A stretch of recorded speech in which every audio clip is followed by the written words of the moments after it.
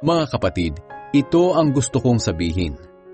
Ang ating katawan na binubuo ng laman at dugo ay hindi magkakaroon ng bahagi sa paghahari ng Diyos. Ang katawang ito na nabubulok ay hindi maaaring makatanggap ng buhay na walang hanggan. Ngunit makinig kayo, dahil may sasabihin ako sa inyo na isang lihim. Hindi lahat sa atin ay mamamatay.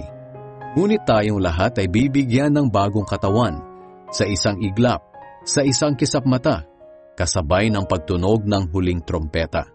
At sa pagtunog ng trumpeta ay muling bubuhayin ang mga patay at bibigyan ng katawang hindi nabubulok. At tayong mga buhay pa ay bibigyan din ng bagong katawan, sapagkat itong katawan nating nabubulok at namamatay ay dapat mapalitan ng katawang hindi nabubulok at hindi namamatay.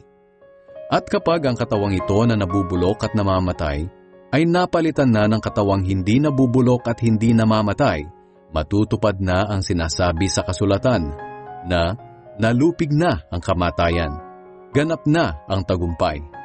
Nasaan o kamatayan ang iyong tagumpay? Nasaan na ang iyong kapangyarihan?